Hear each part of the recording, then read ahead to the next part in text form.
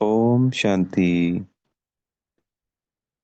आज 14 मार्च 2025 के महावाक्यों के मनन चिंतन में प्यारे मीठे बाप दादा ने कहा, मीठे बच्चे, तुम्हारा चेहरा सदा खुशनुमा चाहिए। तो खुशनुमा क्यों ना हो, क्योंकि भगवान हमको पढ़ा रहे हैं। ये खुशी हर बच्चे के चेहरे से झलकनी चाहिए। तो बाबा ने आज पूरी मुरली में अनेकों अनेक बार बाबा की याद और सदा खुशी रहने की, सदा नशे में रहने की, रूहानी नशा, ईश्वरीय नशा, भगवान पालना कर रहे हैं, भगवान पढ़ा रहे हैं, भगवान हमारे इस वक्त सदगुरु बनकर हमें अनेकों अनेक शिक्षाएं देकर अपनी याद से हमको संपूर्ण पावन बनाकर अपने संग ले जाएंगे। हर चीज निश्चित है, कंफर्म है। भक्ति में तो कुछ भी निश्चित ही नहीं होता, सब झूठ और रॉन्ग होता है, तब भी खुशी होती है। और यहाँ हर चीज सत्य है और सब कुछ होना भी निश्चित है, फिर भी खुशी नहीं रहती। तो बाबा ने कारण भी बताया, विकर्मों का बोझा और याद ना होना। फिर आज के प्रश्न उत्तर में कि अभी हम बच्चों को मुख्य पुरुषार्थ क्या करना है। तो मुख्य पुरुषार्थ क्या हुआ, सजाओं से छूटने का पुरुषार्थ करना है।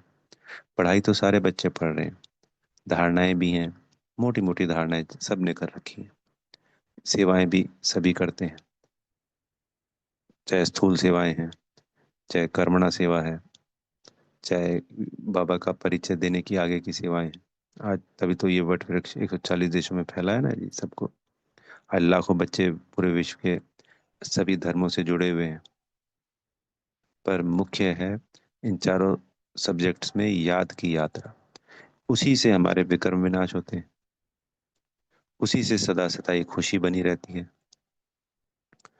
उसी से हमें जो सातों गुण आत्मा के जागृत करने, इमर्ज करने हैं, अशक्तियों से हमें भरपूर होना है,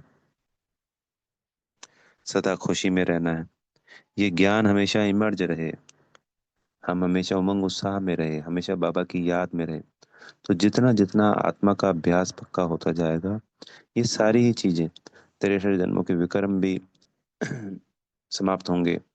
जो हमारे 5 विकार हैं, मुख्य विकार, और उनके जो अंश वंश हैं अनेकों अनेक, आलस, अलबेलापन, ईर्षा, राग, द्वेष, औरतें, छोटे छोटे, जलन, सब कुछ, वो सब कैसे समाप्त होंगे? उस याद में ही जब हम शक्तियां लेंगे, तो शक्तियां आती जाएंगी और ये सारी कमी कमजोरियां हर आत्मा की जो अलग अलग है वो भी समाप्त होती जाएगी। तो विकर्म भी 63 जन्मों के वो भी दग्ध होंगे, और इस वक्त की जो कमी कमजोरियां विकार है वो भी समाप्त होंगे। 21 जन्मों की प्रालब्धि बनेगी, किससे बनेगी? वही याद की यात्रा से बनेगी, पढ़ाई से। पर उच्च पद प्राप्त करेंगे, बिना सजाओं के खाएं जाएंगे। बाबा ने कहा कि कोई जज का बच्चा, जज उसको सजा दे या कोई गलत काम करने की, तो जब अंत में सजाएं खाएंगे, तो जिन बच्चों की बाबा पालना कर रहे हैं उन्हीं को सजाएं देनी पड़ेंगी। तो किसको अच्छा लगेगा? बाबा ने कहा, बच्चे कांध को नीचे करके फिर हाँ जी करते रहेंगे कि बाबा ने इतना समझाया था, और बच्चे ने मानी नहीं बात। तो आज की मुरली में मुख्य बात ही है, हमेशा बाबा की याद से सदा ही खुश रहना, उस रूहानी नशे को अपने में समाहित करना, चढ़ाना। तो बाबा ने आज फिर मनोहर दादी का नाम लिया कि वो खूब चारों तरफ दौड़ती हैं, भागती हैं, आज यहाँ आज वहाँ। तो सर्विसेबल जो बच्चे हैं उनको बाबा याद करते हैं। हर पिता को अपना आज्ञाकारी, वफादार, ईमानदार, फरमान बरदार, सेवाधारी बच्चा ही याद आता है। लौकिक संसार में भी यही नहीं में अगर 3 4 बच्चे हैं, तो जो ज्यादा रिस्पॉन्सिबल होता है उसी को तो बाप हमेशा याद करता है ना, कि मेरा बच्चा वो करेगा, मेरा वो बच्चा ऐसे करेगा, मेरा वो बच्चा ऐसे करेगा। तो ऐसे ही मीठे बाबा भी हमको याद करेंगे कि मेरा ये बच्चा ऐसे करता है, वो करता है। सेवाधारी बच्चा है मेरा।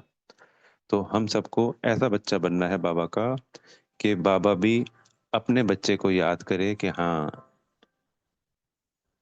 ये मेरा सेवाधारी बच्चा है और ये ही सेवाएं ऐसे ऐसे करता है। याद से ही याद होती है। हम लौकिक संसार में भी कहते हैं ना, अरे मैं तो तुमको याद कर रहा था, अभी मैं तुमको याद कर रहा था, तो मैं भी तुमको याद कर रहा था। तो क्या होता है, याद से याद ठहरती है। तो हमें भी जब हम बाबा को याद करेंगे, तो हमारी याद में बाबा की याद आएगी, हमें शक्तियां मिलेंगी। तो बाबा ने इसमें एक और लाइन जोड़ी आज, बेहद प्यार से याद करना है। प्यार से याद करेंगे तो कमाई अधिक होगी। तो याद में भी फर्क है। एक तो देह में रहते हुए याद करते हैं तो कमाई तब भी होती है, बाबा बाबा कर रहे हैं हम देह में रहते हुए। और एक होती है आत्मिक स्थिति में स्थित होकर याद करना। एक होती है यही इस धरा पे याद करना। एक याद है परम धाम में याद करना। एक है सूक्ष्म चोले में, सूक्ष्म वतन में बाप दादा को याद करना। हर चीज का रिजल्ट अलग अलग है, कमाई सबकी है। देह में रहते हुए भी हम बाबा बाबा करते हैं तो कमाई है ही है। पर उस कमाई में और परम धाम में जब हम आत्मिक स्थिति का अभ्यास कर रहे हैं, अगर हमने आत्मिक स्थिति का अभ्यास मान लीजिए आधा घंटा किया, आत्मा की गुण शक्तियों पे आत्मा को विजुलाइज किया, और उसके बाद हम 5 मिनट में इतनी कमाई कर लेंगे कि हमें खुद को ही नहीं पता। और हमने आत्मा का अभ्यास किया नहीं और हम परम धाम जा रहे हैं, बार बार नीचे गिर जाते हैं, फिर परम धाम जाते हैं, तो आधा पौना 1 घंटा व्यर्थ में ही वेस्ट हो गया। तो उस व्यर्थ से बचने के लिए भी जब हम आत्मा का अभ्यास करते हैं तो वो व्यर्थ भी आना अपने आप ही बंद हो जाता है। इस आत्मा के अभ्यास में इतनी करामात है कि 100 की 100 बीमारियों का एक ही रामबाण इलाज है, सिर्फ और सिर्फ आत्मा का अभ्यास। पहले आत्मा का अभ्यास, फिर बाबा की याद। बाबा की याद से हम आत्मा का अभ्यास नहीं बढ़ा सकते, आत्मा के अभ्यास से बाबा की याद ठहरती है, बाबा को ज्यादा से ज्यादा याद कर सकते हैं।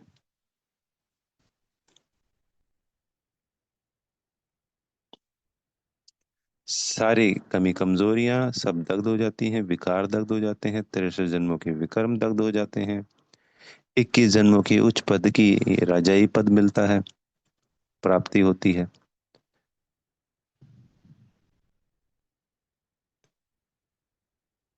बाबा खुश होता है, हम भी तो खुश होंगे ना कि हमारा बाबा हमसे खुश है।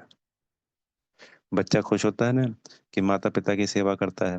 तो जब माता पिता खुश होते हैं तो बच्चों को बड़ी खुशी होती है। माता पिता तो सभी पालना करते हैं, बच्चों की खुशी में माता पिता की खुशी होती है। पर जो कर्तव्य वाला बच्चा होता है, जो कर्तव्य को बड़ी निष्ठा के साथ निभाता है, प्रेम के साथ निभाता है, तो उसको भी एक असीम सुख की प्राप्ति होती है कि हाँ, मेरे माता पिता खुश हैं। तो ऐसे ही हम जब बाबा की श्रीमत को फॉलो करेंगे तो बाबा से के अंदर जो खुशी होगी उत्पन्न, उस खुशी से ऑटोमेटिकली हमको दुआएं मिलेंगी और उन दुआओं से हम आगे बढ़ेंगे। वरदान सदगुरु जी से मिलता है, पर माता पिता की दुआएं भी जरूरी होती हैं, जो दिल से ऑटोमेटिकली अपने आप स्वतः ही उत्पन्न होती हैं। कि हमारे कर्म से कोई भी दूसरी आत्मा जब खुश होती है तो उस खुशी से एक दुआएं उत्पन्न होती है ऑटोमेटिकली, और वो दुआएं हमारे को बल प्रदान करती हैं। और बाबा ने आज मुख्य फोकस सुबह की याद की, यानी अमृत वेले की याद के लिए भी कहा। तो उस याद में भी हमें सर्व शक्तियां प्राप्त होती हैं। जो सबसे ज्यादा विकर्म दग्ध होंगे वो उस अमृत वेले ही होंगे, उसी वक्त कर सकते हैं। एक तो उस वक्त वो शक्तिशाली ऑरा है, वो एक शक्तिशाली समय है जिस वक्त ऐसा करना है। क्योंकि दिन में तो भाग दौड़ होती है और वायुमंडल प्रभावित होता है, उस वक्त का वायुमंडल शांत है। हम फिर जब अमृत वेला अच्छा करते हैं तो पूरा दिन हमें बाबा की याद ठहरना आसान हो जाता है, सुदर्शन चक्र घुमाना आसान हो जाता है, आत्मा का अभ्यास करना आसान हो जाता है। और जब अगर दिन में हम ऐसा कर पाते हैं और हम हमेशा खुश रहते हैं, तो अगले दिन हम अमृत वेला बहुत सहजता से उठ पाते हैं। फिर अमृत वेला करना आसान हो जाता है। तो ये दोनों एक दूसरे के पूरक है। इस पढ़ाई के जो चारों सब्जेक्ट हैं, ज्ञान, योग, धारणा, सेवा, ये एक कड़ी है। चारों कड़ी में से एक कड़ी मिस हो जाए तो तीन कड़ी खराब हो जाती है। चैन होती है ना कोई चीज की, तो चैन में से एक कड़ी अगर टूट गई या खराब होगी तो पूरी चेन खराब होगी। जैसे माला है, बाबा 108 की माला की बात करते हैं। तो ये थोड़ी कि 107 मल के तैयार हो जाएं और एक मन का रह जाए तो वो माला बनेगी। वो माला फिर बनेगी ही नहीं। तो उसके लिए 108 का होना जरूरी है। तो इसी तरीके से ये चारों सब्जेक्ट में हमें पूर्ण रूप से पढ़ाई पे भी ध्यान देना है, स्वयं की याद की यात्रा पे, भोले बाबा को याद करना है आत्मा समझकर। धारणाएं सब, एक तो स्थूल धारणाएं हो गई, वो हम सभी जानते हैं, और सूक्ष्म धारणा, गुणों और शक्तियों को सूक्ष्म रूप से धारण करना, ताकि वो हमारे कर्म से प्रत्यक्ष हो, हमारी दृष्टि, वृत्ति, बोल और कर्म के द्वारा प्रत्यक्ष हो। वो धारणा है सर्वगुणों की और शक्तियों की। और सेवा, मनसा वाचा कर्मणा, स्थूल और सूक्ष्म, दृष्टि, वृत्ति, बोल द्वारा सब जगह से सेवा। तो एक सब्जेक्ट दूसरे सब्जेक्ट को हेल्प करता है, मदद करता है। एक बात दूसरी बात में मदद करती है। जैसे बाबा कहते हैं जो अष्ट शक्तियां हैं, अगर हमने एक शक्ति को कमा लिया तो सभी शक्तियां ऐसी हैं जिसके साथ एक शक्ति हमें स्वतः ही प्राप्त हो जाती है। अगर परखने की शक्ति में हम 100% परफेक्ट हो गए, तो जब परख लिया 100% हमने राइट क्या है, तो निर्णय करना तो आसान ऑटोमेटिकली हो गया ना। तो निर्णय करने की शक्ति आ गई। जब सहन करने की शक्ति आ गई तो सहयोग की शक्ति साथ में आ गई। जब संगठन में और हमने सब कुछ सहन कर लिया तो फिर सहयोग तो हम कर ही रहे हैं, वरना सहन नहीं किया तो हम उसी उधेड़ बुन में लगे हुए हैं। तो इस तरीके से चाहे ये ज्ञान है, योग है, धारणा है, सेवा है, और चाहे गुण और शक्तियां हैं, पवित्रता और शक्तियां हमने धारण कर ली तो पवित्रता से शक्तियां आएंगी, पवित्रता से सुख शांति ऑटोमेटिकली आएगी, क्योंकि पवित्रता जननी है। तो आत्मा खुश रहेगी, सुखी रहेगी। फिर जब सुखी और खुश रहेगी, पवित्रता भी आ गई तो प्रेम भी आएगा। स्वयं में भी भरपूर होंगी और दूसरों को भी प्रेम देंगे। बाबा ने आज की मुरली में भी कहा, रोज कह रहे हैं, स्वयं को भी ऊंचा उठाना है और दूसरी आत्माओं को भी ज्ञान योग बल से पालना करके ऊंचा उठाना है। बाबा ने एक और बात मुरली में आज बड़ी फोकस कराई कि मैं किसी में भी प्रवेश करके ज्ञान सुना देता हूँ कि सामने वाले का भाग्य बन रहा है, पर समझाने वाला समझदार नहीं है। तो कुछ तो समझ जाते हैं कि ये कार्य बाबा ने किया, तो कहते हैं कि मेरे को तो इतनी बुद्धि थी नहीं, बाबा आए, बाबा ने समझानी दी। और एक बच्चा होता है बुद्धू जो अपने आप को ही अहंकार में आ जाता है, कहता है कि सब कुछ मैंने किया, फिर अपने आप को हेड समझने लग जाता है, दूसरों को समझता है कि इसको तो कुछ आता नहीं है। तो इन सब चीजों से हमें बचना है। हमेशा एक चीज याद रखनी है कि करन करावनहार करा रहा है, मैं निमित्त करनहार हूँ। हमारे अंदर भी अगर खूबियां हैं, हमारे अंदर मान लीजिए अच्छी बोलने की क्षमताएं हैं, हमारे अंदर अच्छी बुद्धि दी है, वो किसकी है? बाबा की। ये ज्ञान किसका है? बाबा का। सद्बुद्धि किसने दी? अहो सौभाग्य, हमको सद्बुद्धि दी परमात्मा ने दी, किसी सेवा के निमित्त बने हैं। तो बाबा का कार्य कभी नहीं रुकने का। वो ऑलमाइटी अथॉरिटी है, वो अपना कार्य कराएगा रहेगा। किसी एक बच्चे का भाग्य खुलने वाला है, अब बाबा को उसको देना है, और मुझ आत्मा को निमित्त चुन लिया, तो ये मेरा सौभाग्य हुआ ना जी, कि उसका भाग्य बनने वाला था, और उसके भाग्य बनने की वजह से मेरे को इस सेवा का मौका मिला। दूसरा, बाबा ने मुझे चुना। बाबा वही सेवा मान लीजिए मुझसे नहीं किसी दूसरे से करवा लेगा। बाबा के पास हैंड्स की कमी थोड़ी है, किसी तीसरे भाई से करवा लेगा। आत्मा भाई की बात हो रही है, किसी चौथे से करवा लेगा, क्योंकि उसका भाग्य उदय हो रहा है। उसका तो बाबा को उसको देना ही देना है, उसको समझानी देनी है, या जो भी जिस तरीके की भी सेवा है उसके प्रति बाबा को तो करवानी ही करवानी है। तो बाबा तो करवा लेगा। पर ये मुख्य बात है, बाबा के पास 10 ऑप्शन थे, 4 ऑप्शन थे, मुझे चुना। तो उस ऑलमाइटी अथॉरिटी का कार्य है, मान लीजिए अंत तक ये विश्व का परिवर्तन है। बच्चे कोई दो चार हाथ खड़े कर दें, या आज यज्ञ छोड़ के, आज इतने सालों में, 90 सालों में लगभग इतने बच्चे छोड़ कर चले गए, तो कोई बाबा का कार्य थोड़ी रुक गया है।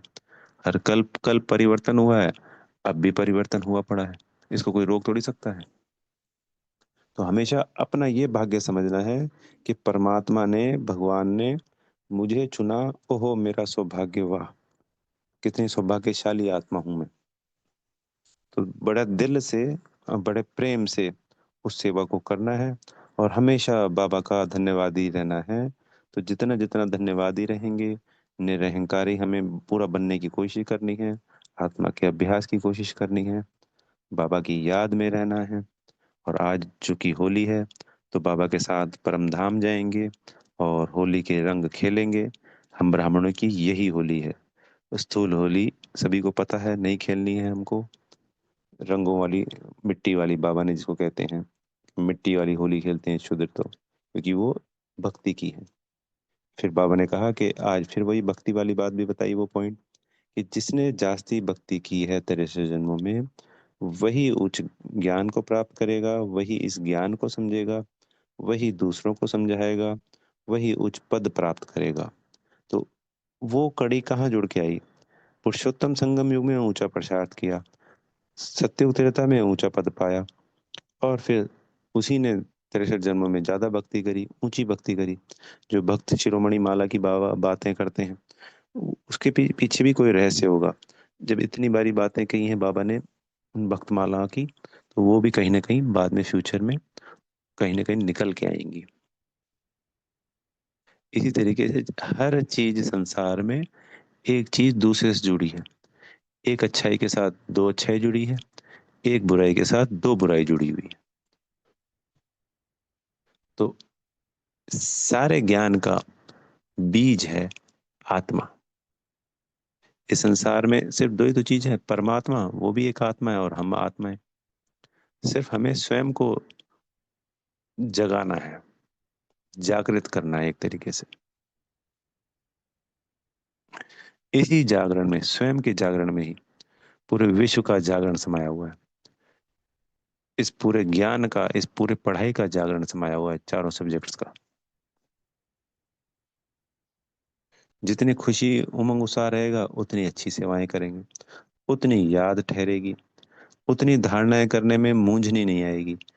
कभी मन नहीं करेगा ये खाएं वो खाएं, ऐसा करें वैसा करें, नहीं। क्योंकि आत्मा इन सब चीजों से परे हो जाती है, उसका प्रभाव नहीं आता है। फिर दूसरी आत्माओं का प्रभाव नहीं पड़ेगा। जो अनेकों अनेक बार परिस्थितियां आती हैं, वो परिस्थितियां आना बंद हो जाएंगी। आएंगी तो पहाड़ भी रुई के समान लगेगा। नहीं तो अगर आत्मिक स्थिति अच्छी नहीं होती, तो रुई भी पहाड़ जैसी लगती है। तो सब कुछ इसके अंदर समाहित है। तो अमृत वेले पे भी पूरा फोकस करना है। 2 बजे से लेके 5 बजे तक का पूरा समय है।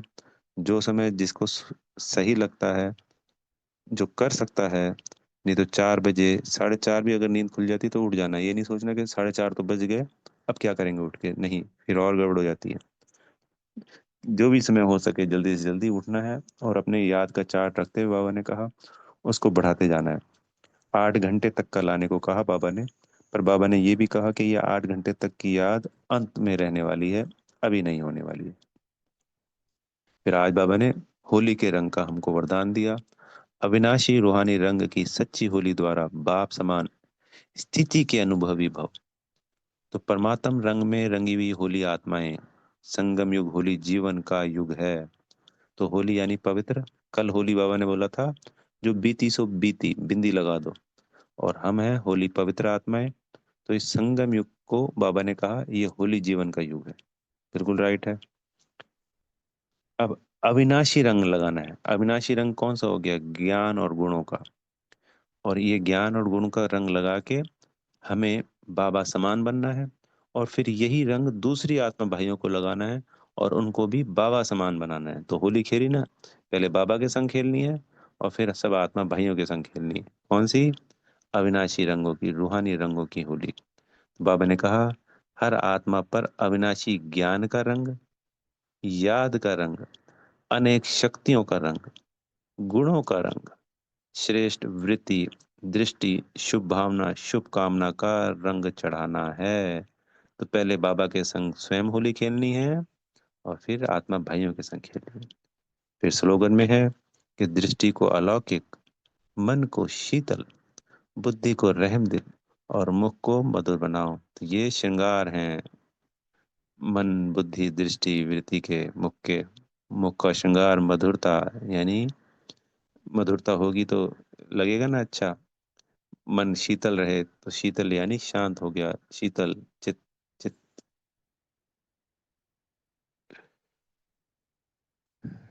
बुद्धि में रहम भावना, रहम दिल। और फिर आज अव्यक्त इशारे में बाबा ने कहा कि हम सत्यता की शक्ति स्वरूप होकर नशे से बोलो, नशे से देखो। हम ऑलमाइटी अथॉरिटी, गवर्नमेंट के अनुचर है। तो इस स्मृति से यथार्थ को यथार्थ, जो गलत है उसको सही में लाना है। तो सत्य को प्रसिद्ध करना है, यानी पूरे विश्व में फैलाना है। सत्य कौन है? शिव बाबा। ना कि छिपाना है, लेकिन सत्यता के साथ। बाबा इस पूरे महीने ये जो है सभ्यता के साथ, जो हम सत्यता को प्रकट करते हैं, तो जो जोश में आ जाते हैं, क्रोध में भी आ जाते हैं कई बार, और अपनी बात को हट से हम सिद्ध करवाना चाहते हैं, वो नहीं। बिल्कुल सभ्यता के साथ इस सत्य को सिद्ध करना है। बाबा ने इसके लिए कहा, हिम्मतें शक्तियां हमेशा क्या करते हैं? हिम्मतें बच्चे मत्ते बाप। आज बाबा ने नया हमें दिया है समान, हिम्मतें शक्तियां मदते सर्वशक्तिमान। अच्छा, ओम शांति। बेहद का धन्यवाद मेरे प्यारे मीठे माता पिता बाप दादाजी का, आप सभी आत्मा भाइयों का, और बेहद की होली की बहुत बहुत, ब्राह्मणों की होली की, बाबा के संग की होली की बहुत बहुत शुभकामनाएं। और सदा बाबा के रंग से रंगने वाली आप सर्वश्रेष्ठ आत्माएं पहले स्वयं रंग रही हैं, और फिर दूसरे आत्माओं को, भाइयों को रंगने के निमित्त बन रही हैं। दिल से सभी के लिए बेहद की शुभकामनाएं, शुभ भावनाएं। ओम शांति।